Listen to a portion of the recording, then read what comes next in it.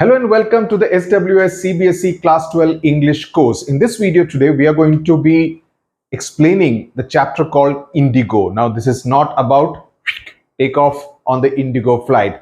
This is about a plant which was grown in Champaran area of Bihar, undivided Bihar, pre-independence, and this relates to Mahatma Gandhi. So, this particular excerpt is written by Louis Fischer, and there is a note on it in your textbook, and I will go through it. But before we get into it, let me just tell you what this entire chapter is all about. Okay, this is about the Satyagraha, one of the first Satyagraha which was undertaken by Mahatma Gandhi soon after he returned to India from South Africa in 1915, when the Gandhian era in a sense starts. And these are the two books which have been written on the Satyagraha in Champaran, right? And this was written by Dr. Rajendra Prasad, the first president of India, who figures very prominently in this particular chapter, right? This is Dr. Rajendra Prasad, okay, who was from Bihar, also a lawyer. And Mahatma Gandhi ki Champaran Satyagraha, this is written by Dr. Om Prakash Pandey, okay. Both are related to the Satyagraha which took place in Champaran. It's a very fascinating story, holds lessons for the very different kind of non-violent movement that Mahatma Gandhi heralded. Of course, in today's day and age, it's rather fashionable to kind of denounce him and to say that, well, it was no credit to him that India gained independence. You know, it's very fashionable to kind of do that to people who actually struggled a lot with a very different way of struggle, which was not ingrained in shedding blood. Anyway, this particular chapter, these are another photographs from the Champaran Satyagraha. This is again Dr. Rajendra Prasad, Mahatma Gandhi there. And this is another photograph which also, at least Google tells me that this is also related to Champaran Satyagraha. I can't be 100% sure about that. And this is the indigo plant. Now, what is the indigo plant, which is at the heart of this story? Now, indigo plant is grown in tropical areas, and from its leaf, the indigo paint is extracted. Okay, indigo, and it's also a brand now. And I think MS Dhoni advertises for it. It's a paint of sky blue color, similar to the colors that you see of the flowers out here. And it has earned the title of the king of all paints because it is royal blue, as it is called, the royal blue indigo color, right? So because the rich blue dye that was extracted from this particular plant, the indigo plant was considered rather rare, very expensive, much sought after. Okay, and therefore it was some kind of a symbol of status, and people in Europe like to use this particular paint and dye. Okay, now Champaran, where this particular story is based, is in undivided Bihar, as I told you, and it was one of the first satyagrahas undertaken by Mahatma Gandhi. Let's now get directly into the story. Okay. About the author, Louis Fischer, he lived till 1970, was born in Philadelphia, USA. He served as a volunteer in the British Army between 1918 and 1920. He worked as a journalist for New York Times, the Saturday Review, etc. So he's a well-known journalist and writer. And he has written this book, The Life of Mahatma Gandhi. And this excerpt is basically, he was also a member of the faculty of the Princeton University. The following is an excerpt from this particular book. Now, let's go through it. And I'll keep explaining specific words, the historical context, also the word meaning, so that it's easy. Think of it just like listening to a story. Okay, sit back, relax, just listen to the story. There will be no ad breaks. When I first visited Gandhi in 1942 was the year of the Quit India movement. You're all class 12 students, you would know about all this part of Indian history. At his ashram in Sevagram. Now you would suddenly think that, wasn't his ashram in Sabarmati? The story is that Sevagram is a village which is about 8 kilometers from Wardha town in Maharashtra.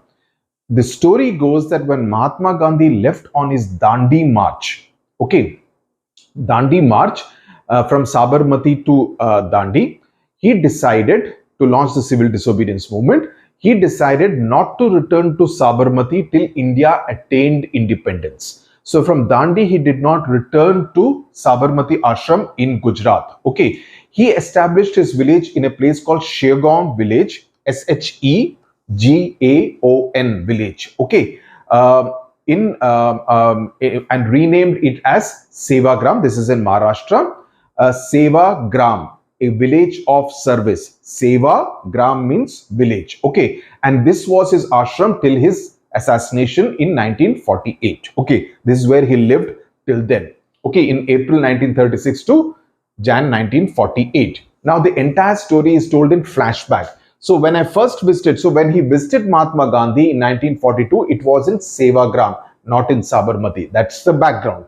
There will be a reference to his earlier ashram a little later. I will explain it at that time.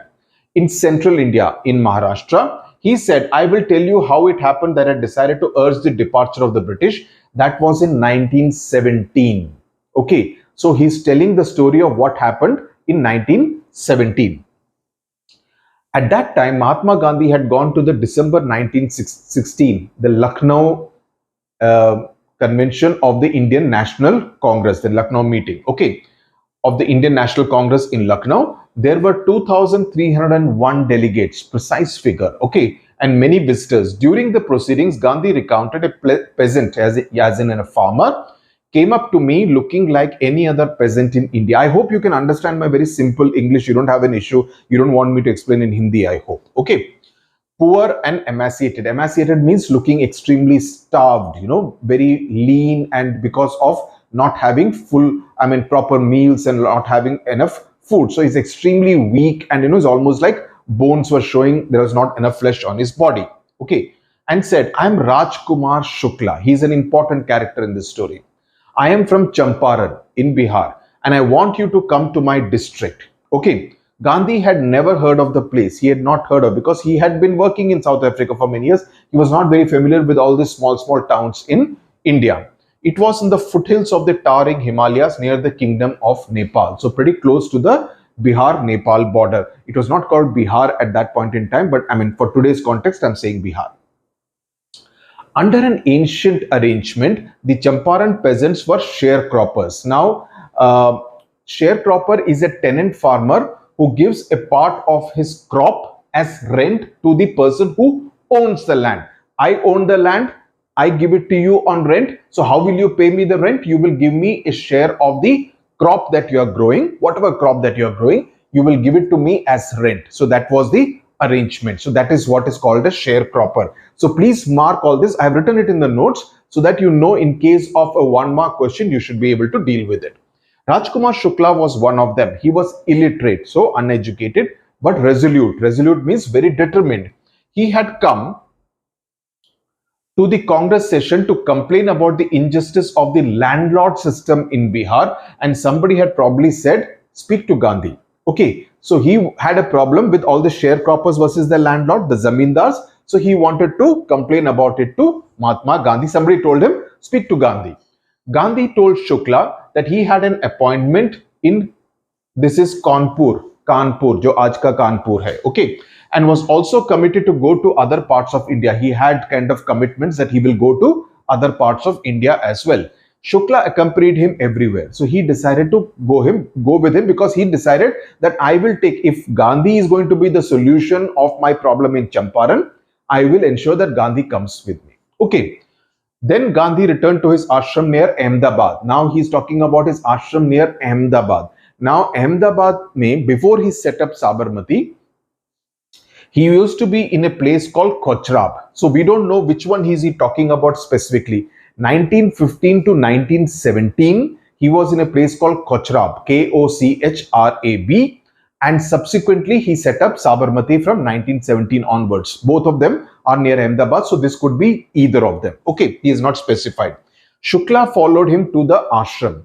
For weeks, he never left Gandhi's side. Fix a date, he begged. You say a particular date and then we will go to Champaran. Impressed by the sharecropper's tenacity. Tenacity means resolute, very, कि मैं करके रहूंगा, that I will take Mahatma Gandhi with me. So he is very determined about it. So Mahatma Gandhi was impressed by that. Like I am impressed by students who show a lot of tenacity, the determination that we have to do well, come what may. Okay.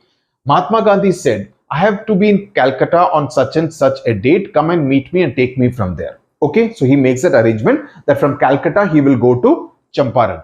Months passed. Shukla was sitting on his haunches. Haunches means, niche baith ke, like this, he was sitting at the appointed spot in Calcutta when Gandhi arrived. So he reached, Mahatma Gandhi had said such and such date. He doesn't specify which date, but he was there. He waited till Gandhi was free. Then the two of them boarded a train for the city of Patna in Bihar. There, Shukla led him to the house of a lawyer named Rajendra Prasad, who later became the president of the Congress Party and of India. So obviously, this particular book was written after 1950 because that's when Rajendra Prasad became the president of India. Rajendra Prasad was out of town, but the servants knew Shukla as a poor yeoman who pestered their master to help the Indigo sharecroppers. Now, what is a yeoman? Yeoman is an assistant. Okay. And they were familiar with this Shukla. So, Rajkumar Shukla. So, they allowed him to stay on the grounds with his companion Gandhi, whom they did not know. They thought Mahatma Gandhi was another farmer, sharecropper kind of a poor farmer because of the way Mahatma Gandhi looked and dressed also. But Gandhi was not permitted to draw water from the well lest some drops from his bucket pollute the entire source. This is an extremely significant line. So if you get just these two lines, but Gandhi was not permitted to draw water from the well, just in case some drops from his bucket pollute the entire source, that is the well. How did they know that he was not an untouchable? So Mahatma Gandhi, even though he was not an untouchable, not that there is anything wrong or whether untouchability should be practiced at all, but they presumed that he was an untouchable and did not allow him to draw water from the well. So you realize that even the father of the nation, even Mahatma Gandhi was a victim of this kind of a practice, of a bad practice like untouchability. Okay, which is why he was so against this whole practice that certain people were to be designated as lower caste, as untouchables, and they were not allowed into other areas, or their areas were demarcated. Completely inhuman kind of practice. Mahatma Gandhi decided to go first to Muzaffarpur, which was en route to Champaran, which was on the way to Champaran, to obtain more complete information. This is a very weird kind of sentence. Complete means complete. Ye more ka zarurat hi nahi hai. Surprising that an American writes this. About conditions than Shukla was capable of imparting, that he wanted to get more information than Shukla knew about. He accordingly sent a telegram to Professor J.B. Kripalani, who also went on to become the president of the Indian National Congress, of the Arts College in Muzaffarpur, whom he had seen at Tagore's Shanti Niketan school. So he was familiar with Acharya J.B. Kripalani. The train arrived at midnight, 15th April 1917. Kripalani was waiting at the station with a large body of students. So Kripalani was waiting there with a large number of students. Gandhi stayed there for 2 days in the home of Professor Malkani, a teacher in a government school, which was very surprising because it was an extraordinary thing in those days. Gandhi commented, for a government professor, this is another important passage, that a government professor to harbor a man like me, that is, he giving shelter, allowing someone like Gandhi, who was known to be anti-British, and this person was working in a government college, that is, he had to be dependent on Britishers for the continuance of his service, that he allowed Gandhi to stay in his house. So it said that it was an extraordinary thing. It needed a lot of courage to do that. Okay. To harbor in smaller localities, the Indians were afraid to show sympathy for advocates of home rule. That is, people who wanted, people like Gandhi who were saying that, we should be ruling over ourselves. People were scared to show sympathy and support for people like Mahatma Gandhi. The news of Gandhi's advent, that is his arrival, and of the nature of his mission, that he wanted to help the sharecroppers, the farmers of Champaran, that kind of news spread very fast. Through Muzaffarpur and to Champaran, sharecroppers from Champaran began arriving on foot and by conveyance to see their champion. Muzaffarpur lawyers called on Gandhi. Called on Gandhi means they kind of met Gandhi to brief him. They frequently represented peasant groups in court.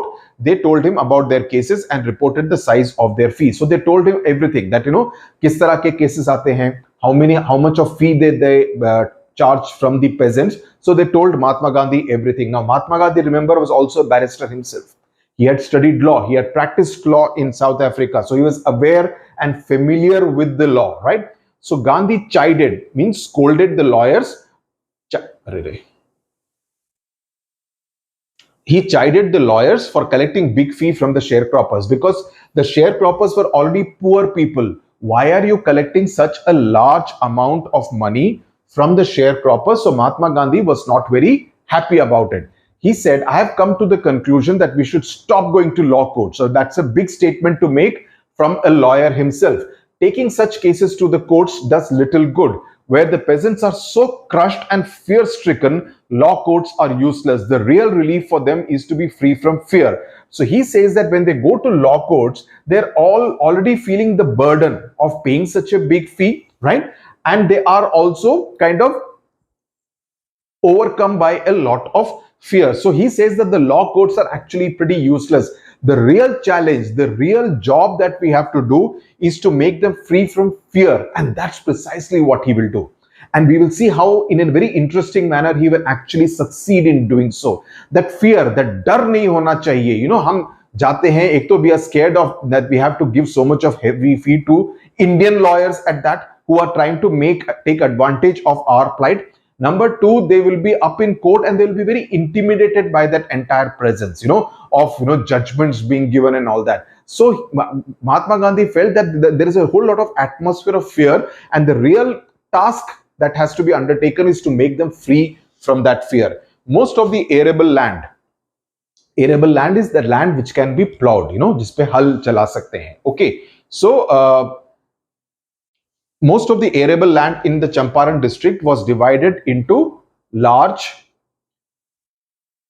estates owned by Englishmen and worked by Indian tenants. The chief commercial crop was indigo. Now he's explaining what is this entire controversy about. The landlords compelled all tenants to plant 3/20 or 15% of their holdings. Tinkatiya system it was called. Okay, it was called the Tinkatiya system of the 3/20th. It was there in the 10th class book.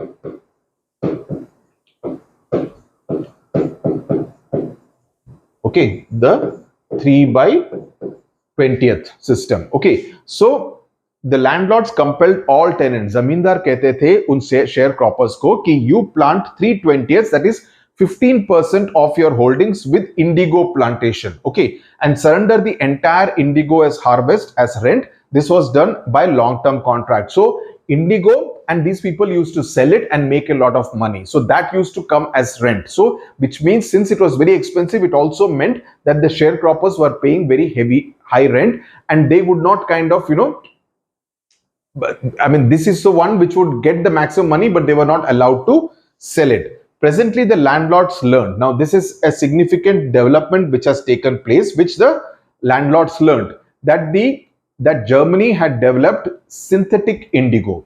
Okay, synthetic indigo. They thereupon obtained agreements from the sharecroppers to pay them compensation for being released from the 15% arrangement. Now, Germany had started developing synthetic indigo. Now, synthetic indigo comes in the form of a powder that is 95% called indigotin, okay, pigment, and this is a much higher concentration of indigotin than occurs in natural indigo. So plant se jyada synthetic indigo mein the indigotin pigment was there in much larger quantity. Okay, so this made synthetic indigo less expensive and easier to use. So the value of the natural indigo started going down.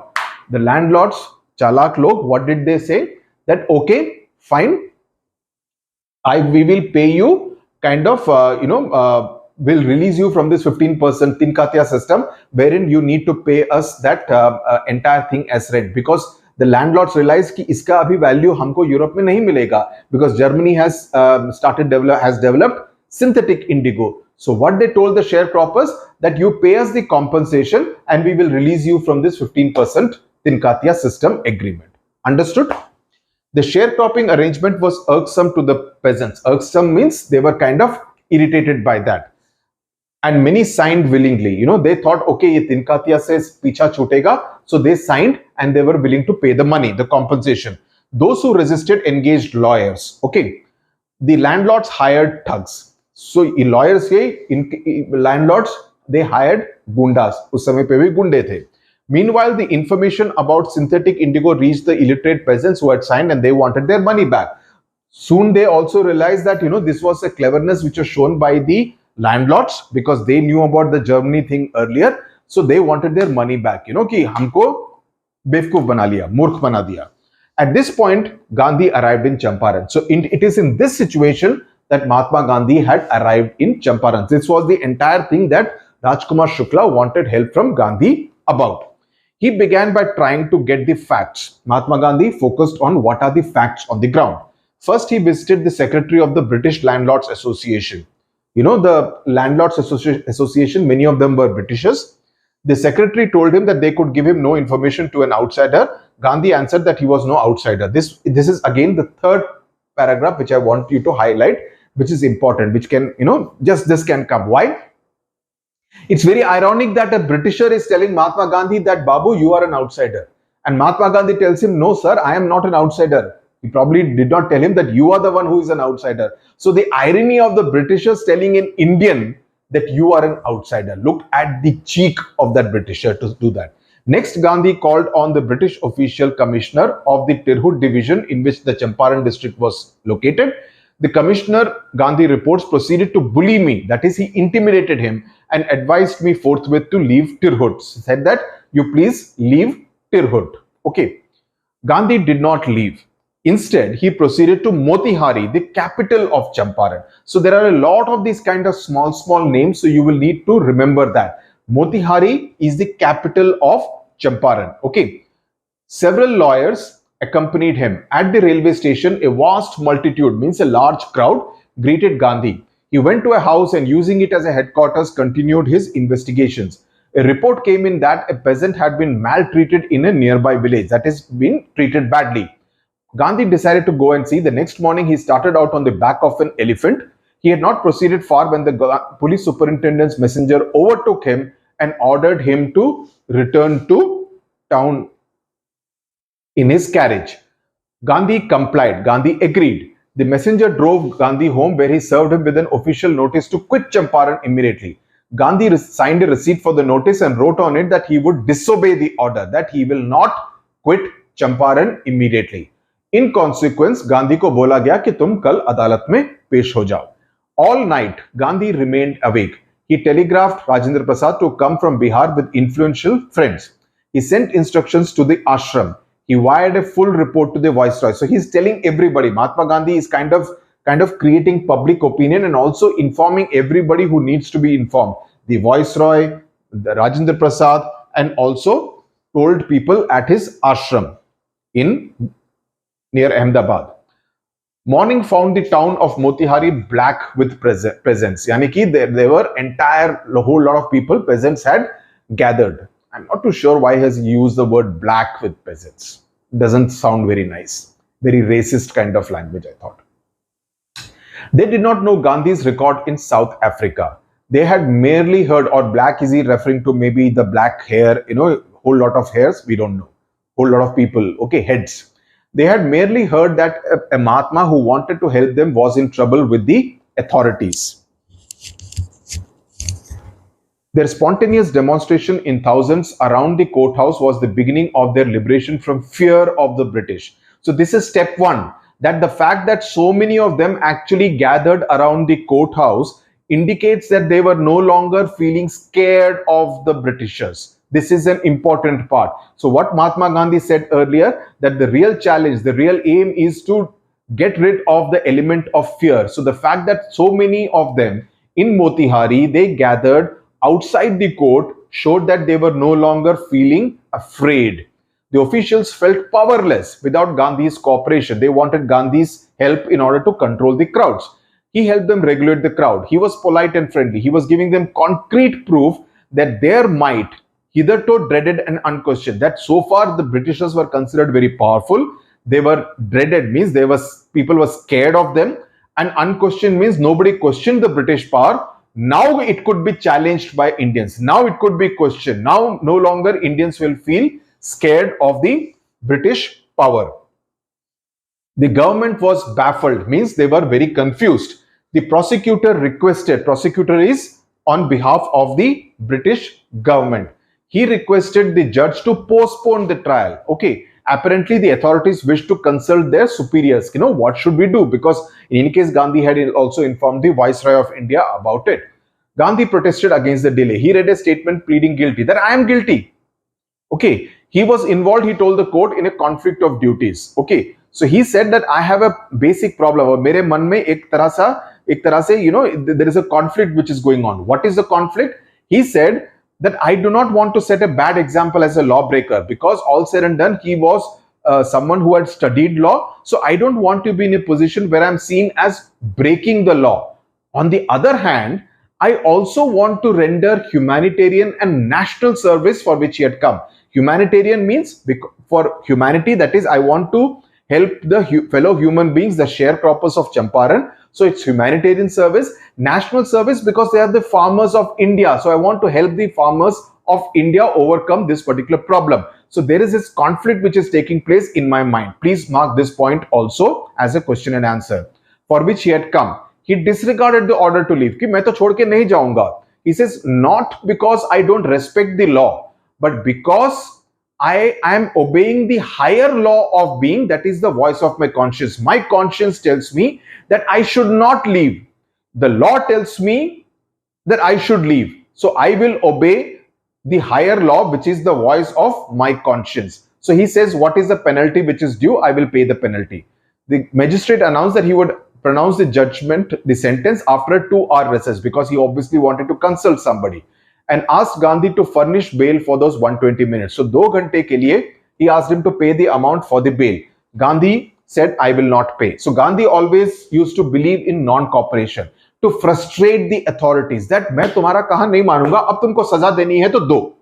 That was his whole attitude, the whole genesis of the non-cooperation movement, because that's what he believes. 1942, when he's telling this story to this particular journalist, Louis Fischer, he's trying to tell him that how did it all begin? The non-cooperation movement, that I will not obey you. Why? Because I'm obeying a higher voice of the conscience, right? Which is a greater law than what your law says, right? I know I'm flouting the law, but again, I'm here to help my farmers, which is a humanitarian and a national cause. I hope you are able to understand that.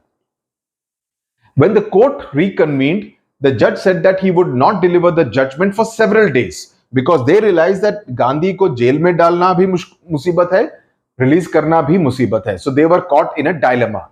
Meanwhile, he allowed Gandhi to remain at liberty. So he said, till the judgment is pronounced, Gandhi was a free man. To remain at liberty means he was a free man. Rajendra Prasad, Brij Kishore Babu, Maulana Mazharul Haq, and several other prominent lawyers had arrived from Bihar. They conferred with Gandhi, means they discussed things with Gandhi. What would they do if he was sentenced to prison? What would they do if he was sent to jail? Gandhi asked. Why? The senior lawyer replied, they had come to advise and help him. If he went to jail, there would be nobody to advise and they would go home. Just imagine the kind of lack of interest. Here was a person who had come all the way from Ahmedabad to Bihar to help them to Champaran, and there were these lawyers from Bihar who were not even willing to help their fellow sharecroppers. What about the injustice to the sharecroppers? Gandhi demanded. The lawyers withdrew to consult. Rajendra Prasad has recorded the upshot of their consultation. This is Rajendra Prasad's version. They thought amongst themselves that Gandhi was totally a stranger for them, right? Because they did not know him very well. And yet he was prepared to go to prison for the sake of the peasants. So if they, on the other hand, being not only residents of the adjoining districts, but also those who have claimed to have served these peasants, should go home, it would be shameful desertion. Shameful desertion means that if these people did not help, whereas Gandhi, who is a stranger, is willing to help, it shows it would be very shameful on their part not to help these peasants. They accordingly went back to Gandhi and told him that they were ready to follow him to jail. The battle of Champaran is won, he exclaimed. Okay, then he took a piece of paper and divided the group into pairs and put down the order in which each pair was to quote arrest. So they said that we are also willing to go to jail with you. So he said, okay, ek ek karke, these are the people who will go to arrest. If you have seen the movie Gandhi, during the Dandi March, they do it like that. Every time somebody is hit with a lathi, and then they are taken away by the police and given first aid and all that kind of thing. It's a very powerful scene. Several days later, Gandhi received a written communication from the magistrate informing him that the lieutenant governor of the province had ordered the case to be dropped because they realized that, this is going to be very difficult for them. Civil disobedience had triumphed the first time in modern India. So the civil disobedience movement, which was subsequently launched in 1930, its genesis was in Champaran, non-cooperation, civil disobedience. Everything had its genesis, which is why he says that Champaran was an extremely important moment in history. Gandhi and the lawyers now proceeded to conduct a far-flung inquiry into the grievances of the farmers. So they decided that they will find out what exactly it is and let's find out a solution to that. Depositions means people came and deposed on, legal paper that, this is our problem. By 10,000 peasants were written down and notes made on other evidence. Documents were collected. The whole area throbbed with the activity of the investigators and the vehement protests of the landlords. So they decided that they will kind of do all the paperwork which was necessary in order to document what exactly was the problem of the indigo farmers. In June, Gandhi was summoned to Sir Edward Gate, the lieutenant governor. Before he went, he met leading associates and again laid detailed plans for civil disobedience if he did not return. Okay. Gandhi had 4 protracted interviews with the lieutenant governor, who as a result appointed an official commission of inquiry into the indigo sharecropper situation. So he ordered an inquiry, the lieutenant governor. The commission consisted of the landlords, government officials, and Gandhi as the sole representative of the peasants. So Gandhi had become the leader of the peasants. Gandhi remained in Champaran for an initial uninterrupted period of 7 months and then again for several shorter visits. The visits undertaken casually on the entreaty of an unlettered peasant who, Rajkumar Shukla, in the expectation that it would last a few days, occupied almost a year of Gandhi's life. So he stayed in Champaran for 7 months and then again kept coming there for shorter visits. The official inquiry assembled a crushing mountain of evidence against the big planters. That is, then the official inquiry was undertaken and that showed that the big peasants had really done a lot of harm to the sharecroppers. And when they saw this, they agreed in principle to make refunds to the peasants. But how much must we pay? They asked Gandhi. They thought that he would demand repayment in full of the money. Ki jitna paisa pay kiya hai, that they should completely return the money. Okay. Which they had illegally and deceitfully means cheated, extorted from the sharecroppers. यानी कि उनसे जबरन उनसे एक तरह से पैसा लिया था. He asked only 50%. He said, no, give me only 50%. There he seemed adamant, writes Reverend J.Z. Hodge, a British missionary in Champaran, who observed the entire episode at close range. So he was an observer to whatever was happening in Champaran. Thinking probably that he would not give way. Now the landlords thought that he's asking for 50%. If we say less, okay, that, we will give only this much, Gandhi will say that no, mere ko 50% chahiye, usse kam nahi lunga, and then the entire thing will come back to square one. So the landlords, the representative of the planters, offered to refund to the extent of 25% only. Okay. And to his amazement, Mr. Gandhi took him at his word, thus breaking the deadlock. He said, okay, you give 25%, fine. This settlement was adopted unanimously, means everybody agreed by the commission. Gandhi explained that the amount of the refund was less important than the fact that the landlords had been obliged to surrender part of the money and with it part of their prestige. This is another important thing, please mark it. The fact that what he said earlier, that they had to be rid of fear of the landlords, the British landlords and the system, right? So they had, the fact that they had to return even 25% of the money showed that, उनकी जो Prestige है उसको ठेस पहुंची, यानी कि उनका जो घमंड था वो एक तरह से टूटा, that they had to agree to give at least a part of the money which they were not willing to give even 1 paisa earlier. Therefore, as far as the peasants were concerned, the planters had behaved as lords above the law. Okay. Now the peasant saw that he had rights and defenders, he learned courage. So the fear was reduced. So earlier they used to be very scared of the law and the British landlords. Now they realized that they actually, if they came together and fought, they could actually make the British landlords also agree to what they had to say. Events justified Gandhi's position. Within a few years, the British planters abandoned their estates which reverted to the peasants. Indigo sharecropping disappeared. So after a few years, the British landlords decided कि यहाँ पे रह के ये सब झंझट बोलना, it's a musibat, it is a unnecessary headache. So they kind of sold off all the land, etc., and all the land came back to the peasants. And the indigo sharecropping as a practice, it completely disappeared. Gandhi never contented himself with large political or economic solutions. He was more interested in social solutions. Okay, he saw the cultural and social backwardness in the Champaran villages and wanted to do something about it immediately. Now, the thing that he had come for, that work has been finished. But as far as Mahatma Gandhi was concerned, the work was not finished. It was still a work in progress. So what he did was, he focused on the cultural and social backwardness in Champaran district and wanted to do something about it immediately.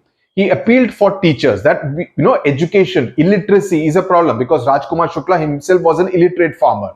Mahadev Desai and Narhari Parikh, two young men who had just joined Mahatma Gandhi as disciples, and their wives volunteered for the work. That is, they would teach the people of Champaran village. Okay. Several more came from Bombay. Several more came from Bombay, Pune and other distant parts of the land. Devdas Gandhi's youngest son arrived from the ashram, and so did Mrs. Gandhi, that's Kasturba Gandhi. Primary schools were opened in 6 villages. Okay, so just imagine the kind of revolution Gandhi undertook in Champaran. Kasturba taught the ashram rules on personal cleanliness and community sanitation. That is, you need to keep your surroundings clean. Sanitation is extremely important. Health conditions were miserable. Gandhi got a doctor to volunteer his services for 6 months. That is, working free of cost out there. 3 medicines were available: castor oil, quinine for malaria, and sulfur ointment. Anybody who showed a coated tongue was given a dose of castor oil. Anybody with malaria fever received quinine plus castor oil. Anybody with skin eruptions received ointment plus castor oil. Please mark this for the data, the fact. It's a fact-based paragraph. Gandhi noticed the filthy state of women's clothes. This also meant that all these problems were very prevalent there in Champaran. Skin diseases, malaria. Okay. Gandhi noticed the filthy state of women's clothes. He took Kasturba to talk to them about it. He asked Kasturba to talk to them about it. One woman took Kasturba into her hut and said, "Look, there is no box or cupboard here for clothes. The sari I am wearing is the only one I have." So this is a pointer to the extreme economic depravity, the social backwardness, the economic backwardness of the peasants in Champaran. That lady had just one sari. There was no box, no cupboard, because there was nothing to put there. There was no even a second sari that she had. During his long stay in Champaran, Gandhi kept a long distance watch on the ashram. That is, what was happening back in ashram near Ahmedabad. He sent regular instructions by mail and asked for financial accounts. Once he wrote to the resident that it was time to fill in the old latrine trenches and dig new ones, otherwise the old ones would begin to smell bad. So again, talking about basic sanitation, right? The Champaran episode was a turning point in Gandhi's life. What I did, and also in the Indian independence movement, what I did was a very ordinary thing, he said. I declared that the British could not order me about in my own country. That whole thing of that person saying that you are an outsider, that obviously has irked Mahatma Gandhi. So he said the British could not come here and order me about in my own country. This is important. But Champaran did not begin as an act of defiance. We know that. He was just going there to find out what was happening. It grew out of an attempt to alleviate. Alleviate means lift, to remove the distress of large number of poor peasants. That's how it started, as an agricultural problem, to find a solution to an agricultural issue. This was the typical Gandhi pattern. His politics were intertwined with the practical day-to-day problems of the millions. His was not a loyalty to abstractions. It was a loyalty to living human beings. So, Mahatma Gandhi's entire philosophy was that, he will not do things in an abstract term, that we should all be good, that we should all be kind. That's all very fine. Of course, we have to be good and kind. But he was always interested in finding solutions to living practical issues. Sanitation, that is an issue. Economic depravity, it's an issue. Education, lack of literacy, it is an issue. So you start schools. You get Medical help, you appoint a doctor to work there on a voluntary basis. You need to ensure that the sanitation issues are taken care of. So he would kind of look, he was basically a problem solver and a solution provider. So that is how he kind of, a very engineering kind of mindset to kind of ensure that you engineer a solution to practical issues, right? So that is what he was doing, not believe in abstractions. Abstraction is something vague, what I just now said, we should all be loving and kind to everybody. Yes, we should be, but what does it mean in practical terms?